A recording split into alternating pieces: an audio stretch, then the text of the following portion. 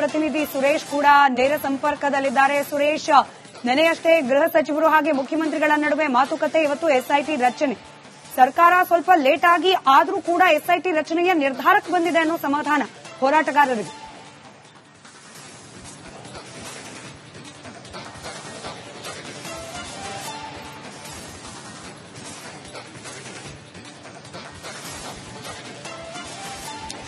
ಸ್ಮಿತಾ, ಬೆಳಗ್ಗೆ ಅಷ್ಟೇ republic Kannada exclusive ಆಗಿ ಸುದ್ದಿಯನ್ನ ಬ್ರೇಕ್ ಮಾಡಿತ್ತು. ಧರ್ಮಸ್ಥಳದಲ್ಲಿ ನಡೆದಿರತಕ್ಕಂತಹ ಅಸಹಜ ಸಾವುಗಳು, ಹಾಗೇನೆ ಅಲ್ಲಿ ಆಗಿರ್ತಕ್ಕಂಥ ಅತ್ಯಾಚಾರಗಳು, ಹಾಗೆ ಹತ್ಯೆಗಳು, ಸಾಕಷ್ಟು ಅನುಮಾನಾಸ್ಪದ ಶವಗಳು, ಹಾಗೇನೆ ನೂರಾರು ಶವಗಳನ್ನು ಹೂತು ಹಾಕಿರ್ತಕ್ಕಂಥ ಸಂಬಂಧಪಟ್ಟಂತೆ ಏನು ಒಂದಷ್ಟು ಹೇಳಿಕೆಗಳು ಓಡಾಡ್ತಾ ಇತ್ತು. ಈ ಸಂಬಂಧಪಟ್ಟಂತೆ ದೊಡ್ಡ ಮಟ್ಟದಲ್ಲಿ ಕೇವಲ ರಾಜ್ಯ ಅಷ್ಟೇ ಅಲ್ಲ, ರಾಷ್ಟ್ರ ಮಟ್ಟದಲ್ಲಿ ಸಂಚಲನ ಮೂಡಿಸಿತ್ತು.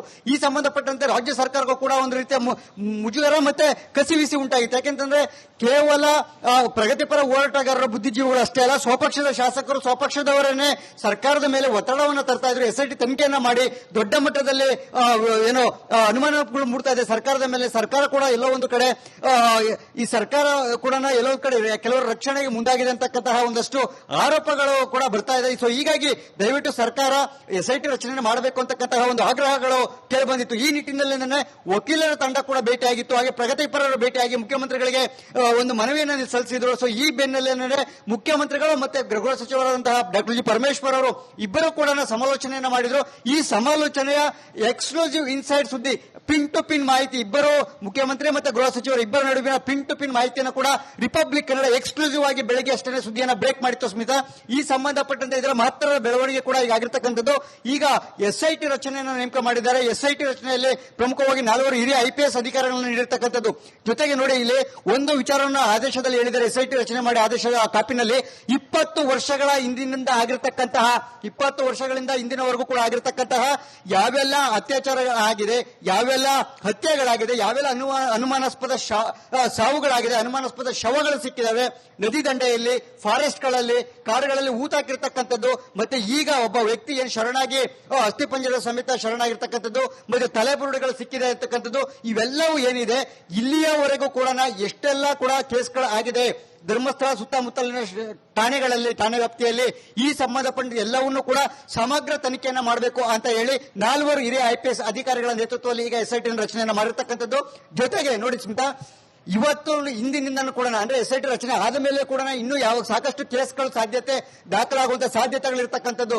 ನೋಡಿ, ಈವರೆಗೂ ಕೂಡ ಅನೇಕ ಪ್ರಕರಣಗಳಲ್ಲಿ ಕೇಸ್ಗಳೇ ದಾಖಲಾಗಿರಲಿಲ್ಲ ಅಂತಕ್ಕಂಥದ್ದು ಕೂಡ ಬಹಳ ಬಹಳ ಆಶ್ಚರ್ಯ ಮೂಡಿಸುವಂತದ್ದು, ಅಷ್ಟೇ ಅನುಮಾನವನ್ನು ಕೂಡ ಮೂಡಿಸತಕ್ಕಂಥದ್ದು. ನೋಡಿ, ಆ ಠಾಣೆಯಲ್ಲಿ, ಧರ್ಮಸ್ಥಳ ಠಾಣೆಯಲ್ಲಿ ಕೇವಲ ಒಬ್ಬರು ಇನ್ಸ್ಪೆಕ್ಟರ್ ನೇತೃತ್ವದಲ್ಲಿ ಪ್ರಕರಣ ಆಗ್ತಾ ಇತ್ತು, ಪ್ರಕರಣ ತನಿಖೆ ಆಗ್ತಾ ಇತ್ತು. ಆದ್ರೆ ಒಬ್ಬರು ಇನ್ಸ್ಪೆಕ್ಟರ್ ನೇತೃತ್ವದಲ್ಲಿ ಅಷ್ಟು ದೊಡ್ಡ ಸಾಮ್ರಾಜ್ಯ ಏನಿತ್ತು ಧರ್ಮಸ್ಥಳ, ಅದರ ಬಗ್ಗೆ ಅಲ್ಲಿ ತನಿಖೆ ಮಾಡೋದಕ್ಕೆ ಸಾಧ್ಯ ಇದೆಯಾ ಅಂತಕ್ಕಂಥದ್ದು. ಯಾಕಂದ್ರೆ ಇಡೀ ರಾಜ್ಯದ ಪ್ರಬಲ ರಾಜಕಾರಣಿಗಳಿರ್ಬೋದು, ಇಡೀ ರಾಷ್ಟ್ರ ಮಟ್ಟದಲ್ಲಿರ್ತಕ್ಕಂಥ ಪ್ರಬಲ ರಾಜಕಾರಣಿಗಳನ್ನು ಕಪಿಮುಷ್ಟಿಯಲ್ಲಿ ಇದ್ದಂತಹ ಒಂದು ಧರ್ಮಸ್ಥಳ ಅಂತಕ್ಕಂತಹ ಒಂದು ಏನಿದೆ ಕೇಂದ್ರ, ಅಲ್ಲಿ ಸಾಕಷ್ಟು ಅನುಮಾನಾಸ್ಪದವಾಗಿ ಕೂಡ ಆಗ್ತಾ ಇತ್ತು. ಯಾಕೆಂತಂದ್ರೆ ಎಂತಹ ಸಂದರ್ಭದಲ್ಲಿ ಬಂದರೂ ಕೂಡ ಜಯಿಸಿಕೊಳ್ಳುವಂತಹ ಸಾಮರ್ಥ್ಯ ಆ ಧರ್ಮಸ್ಥಳದಲ್ಲಿ ಇರ್ತಕ್ಕಂಥ ಕೆಲ ಪ್ರಭಾವಿಗಳ ಕೈಯಲ್ಲಿತ್ತು. ಸೊ ಈಗ ಅದೆಲ್ಲದಕ್ಕೂ ಕೂಡ ಬ್ರೇಕ್ ಹಾಕುವಂತಹ ಸಾಧ್ಯತೆಗಳು. ರೈಟ್, ಧನ್ಯವಾದ ಸುರೇಶ್ ಮಾಹಿತಿಗಾಗಿ.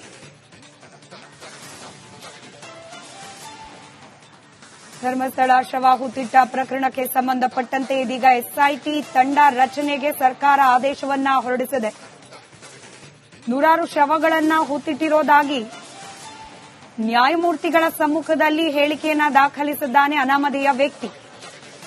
ಇದೇ ವಿಚಾರಕ್ಕೆ ಸಂಬಂಧಪಟ್ಟಂತೆ ಇದೀಗ ಎಸ್ಐಟಿ ತಂಡ ರಚನೆಯಾಗಿದ್ದು ತನಿಖೆಯನ್ನ ಮಾಡುವವರಿದ್ದಾರೆ ಎಸ್ಐಟಿ ತಂಡದ ಅಧಿಕಾರಿಗಳು.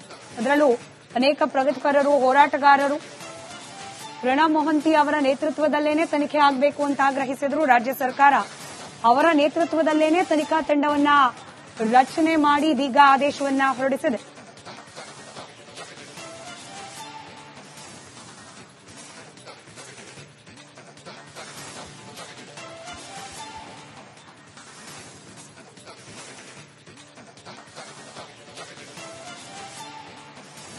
ಶವ ಹೂತಿಟ್ಟ ಪ್ರಕರಣಕ್ಕೆ ಸಂಬಂಧಪಟ್ಟಂತೆ ಎಸ್ಐಟಿ ರಚನೆ ಮಾಡಿ ಸರ್ಕಾರ ಆದೇಶವನ್ನ ಹೊರಡಿಸಿದೆ. ಹೀಗಾಗಿ ಸದ್ಯಕ್ಕೆ ಈ ಹೋರಾಟಗಾರರು ಹಾಗೆ ವಕೀಲರು ಏನಾಗ್ರಹಿಸಿದ್ರು ಆ ಆಗ್ರಹಕ್ಕೆ, ಹಾಗೆ ಮಹಿಳಾ ಆಯೋಗ ಕೂಡ ಮುಖ್ಯಮಂತ್ರಿಗಳಿಗೆ ಪತ್ರವನ್ನ ಬರೆದು ಆಗ್ರಹಿಸಿತ್ತು. ಇದ್ರ ಬಗ್ಗೆ ಒಂದು ತನಿಖೆ ಆಗಬೇಕು ಅಂತ ಹೇಳಿ ಆ ಎಲ್ಲ ಆಗ್ರಹಕ್ಕೆ ಮೊದಲ ಹಂತದ ಜಯ ಸಿಕ್ಕಂತಾಗಿದೆ. ಪಾರದರ್ಶಕ ತನಿಖೆ ಆಗಬೇಕು, ಯಾವುದೇ ರೀತಿಯ ಒತ್ತಡಗಳಿಗೆ ಮಣಿಬಾರದು ಅನ್ನೋ ನಿರೀಕ್ಷೆ ಕೂಡ ಸಹಜವಾಗಿ ಎಸ್ಐಟಿ ತಂಡದ ಮೇಲಿದೆ.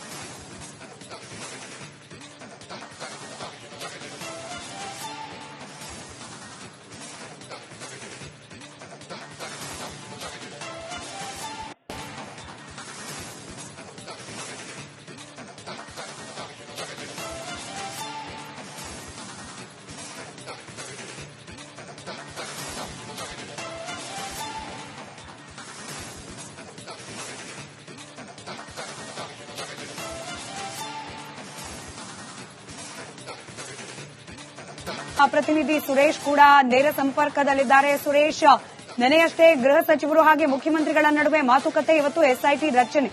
ಸರ್ಕಾರ ಸ್ವಲ್ಪ ಲೇಟ್ ಆಗಿ ಆದರೂ ಕೂಡ ಎಸ್ಐಟಿ ರಚನೆಯ ನಿರ್ಧಾರಕ್ಕೆ ಬಂದಿದೆ ಅನ್ನೋ ಸಮಾಧಾನ ಹೋರಾಟಗಾರರಿಗೆ.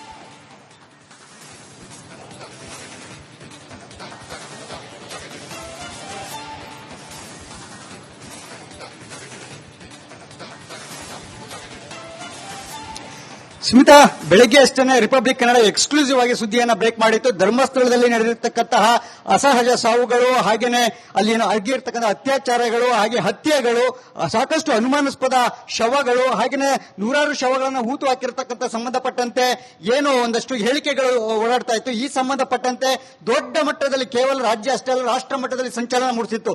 ಈ ಸಂಬಂಧಪಟ್ಟಂತೆ ರಾಜ್ಯ ಸರ್ಕಾರಕ್ಕೂ ಕೂಡ ಒಂದು ರೀತಿಯ ಮುಜುಗರ ಮತ್ತೆ ಕಸಿವಿಸಿ ಉಂಟಾಗಿತ್ತು. ಯಾಕೆಂತಂದ್ರೆ ಕೇವಲ ಪ್ರಗತಿಪರ ಹೋರಾಟಗಾರರ ಬುದ್ಧಿಜೀವಿಗಳು ಅಷ್ಟೇ ಅಲ್ಲ, ಸ್ವಪಕ್ಷದ ಶಾಸಕರು ಸ್ವಪಕ್ಷದವರನ್ನೇ ಸರ್ಕಾರದ ಮೇಲೆ ಒತ್ತಡವನ್ನು ತರ್ತಾ ಇದ್ರು. ಎಸ್ಐಟಿ ತನಿಖೆಯನ್ನ ಮಾಡಿ ದೊಡ್ಡ ಮಟ್ಟದಲ್ಲಿ ಏನೋ ಅನುಮಾನಗಳು ಮೂಡ್ತಾ ಇದೆ ಸರ್ಕಾರದ ಮೇಲೆ. ಸರ್ಕಾರ ಕೂಡ ಎಲ್ಲೋ ಒಂದು ಕಡೆ ಈ ಸರ್ಕಾರ ಕೂಡ ಎಲ್ಲೋ ಒಂದು ಕಡೆ ಕೆಲವರ ರಕ್ಷಣೆಗೆ ಮುಂದಾಗಿದೆ ಅಂತಕ್ಕಂತಹ ಒಂದಷ್ಟು ಆರೋಪಗಳು ಕೂಡ ಬರ್ತಾ ಇದೆ. ಸೊ ಹೀಗಾಗಿ ದಯವಿಟ್ಟು ಸರ್ಕಾರ ಎಸ್ಐಟಿ ರಚನೆ ಮಾಡಬೇಕು ಅಂತಕ್ಕಂತಹ ಒಂದು ಆಗ್ರಹಗಳು ಕೇಳಿ ಬಂದಿತ್ತು. ಈ ನಿಟ್ಟಿನಲ್ಲಿ ವಕೀಲರ ತಂಡ ಕೂಡ ಭೇಟಿಯಾಗಿತ್ತು, ಹಾಗೆ ಪ್ರಗತಿಪರರು ಭೇಟಿಯಾಗಿ ಮುಖ್ಯಮಂತ್ರಿಗಳಿಗೆ ಒಂದು ಮನವಿಯನ್ನು ಸಲ್ಲಿಸಿದ್ರು. ಸೊ ಈ ಬೆನ್ನಲ್ಲೇ ಮುಖ್ಯಮಂತ್ರಿಗಳು ಮತ್ತೆ ಗೃಹ ಸಚಿವರಾದಂತಹ ಡಾಕ್ಟರ್ ಜಿ ಪರಮೇಶ್ವರ್ ಅವರು ಇಬ್ಬರು ಕೂಡ ಸಮಾಲೋಚನೆಯನ್ನ ಮಾಡಿದ್ರು.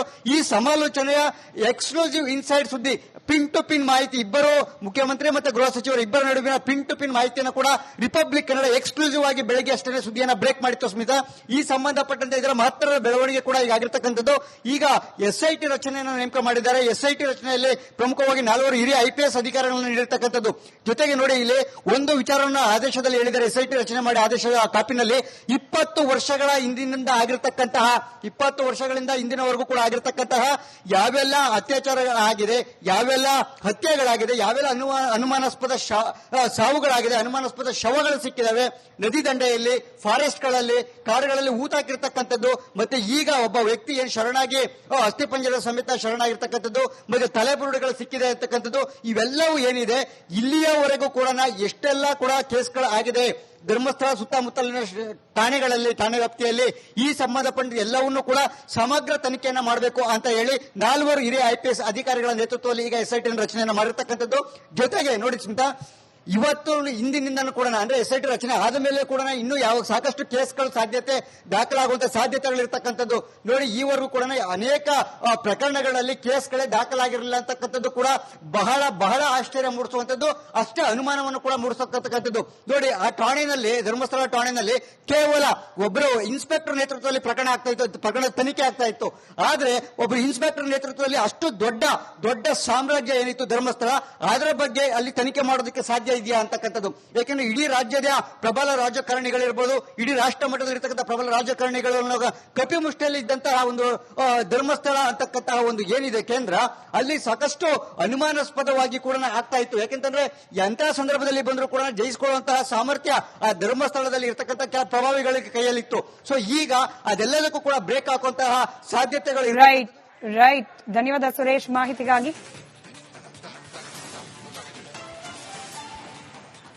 ಧರ್ಮಸ್ಥಳ ಶವ ಹೂತಿಟ್ಟ ಪ್ರಕರಣಕ್ಕೆ ಸಂಬಂಧಪಟ್ಟಂತೆ ಇದೀಗ ಎಸ್ಐಟಿ ತಂಡ ರಚನೆಗೆ ಸರ್ಕಾರ ಆದೇಶವನ್ನ ಹೊರಡಿಸಿದೆ. ನೂರಾರು ಶವಗಳನ್ನ ಹೂತಿಟ್ಟಿರೋದಾಗಿ ನ್ಯಾಯಮೂರ್ತಿಗಳ ಸಮ್ಮುಖದಲ್ಲಿ ಹೇಳಿಕೆಯನ್ನ ದಾಖಲಿಸಿದ್ದಾನೆ ಅನಾಮಧೇಯ ವ್ಯಕ್ತಿ. ಇದೇ ವಿಚಾರಕ್ಕೆ ಸಂಬಂಧಪಟ್ಟಂತೆ ಇದೀಗ ಎಸ್ಐಟಿ ತಂಡ ರಚನೆಯಾಗಿದ್ದು ತನಿಖೆಯನ್ನ ಮಾಡುವವರಿದ್ದಾರೆ ಎಸ್ಐಟಿ ತಂಡದ ಅಧಿಕಾರಿಗಳು. ಅದರಲ್ಲೂ ಅನೇಕ ಪ್ರಗತಿಪರರು, ಹೋರಾಟಗಾರರು, ಪ್ರಣಬ್ ಮೊಹಂತಿ ಅವರ ನೇತೃತ್ವದಲ್ಲೇನೆ ತನಿಖೆ ಆಗಬೇಕು ಅಂತ ಆಗ್ರಹಿಸಿದ್ರು. ರಾಜ್ಯ ಸರ್ಕಾರ ಅವರ ನೇತೃತ್ವದಲ್ಲೇನೆ ತನಿಖಾ ತಂಡವನ್ನ ರಚನೆ ಮಾಡಿ ಇದೀಗ ಆದೇಶವನ್ನ ಹೊರಡಿಸಿದೆ.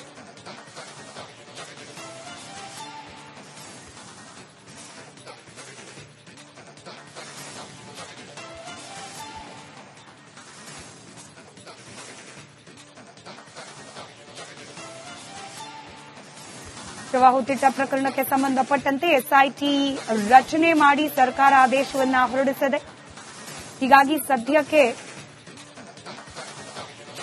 ಈ ಹೋರಾಟಗಾರರು ಹಾಗೆ ವಕೀಲರು ಏನು ಆಗ್ರಹಿಸಿದ್ರು ಆ ಆಗ್ರಹಕ್ಕೆ, ಹಾಗೆ ಮಹಿಳಾ ಆಯೋಗ ಕೂಡ ಮುಖ್ಯಮಂತ್ರಿಗಳಿಗೆ ಪತ್ರವನ್ನ ಬರೆದು ಆಗ್ರಹಿಸಿತ್ತು ಇದ್ರ ಬಗ್ಗೆ ಒಂದು ತನಿಖೆ ಆಗಬೇಕು ಅಂತ ಹೇಳಿ. ಆ ಎಲ್ಲ ಆಗ್ರಹಕ್ಕೆ ಮೊದಲ ಹಂತದ ಜಯ ಸಿಕ್ಕಂತಾಗಿದೆ. ಪಾರದರ್ಶಕ ತನಿಖೆ ಆಗಬೇಕು, ಯಾವುದೇ ರೀತಿಯ ಒತ್ತಡಗಳಿಗೆ ಮಣಿಬಾರದು ಅನ್ನೋ ನಿರೀಕ್ಷೆ ಕೂಡ ಸಹಜವಾಗಿ ಎಸ್ಐಟಿ ತಂಡದ ಮೇಲಿದೆ.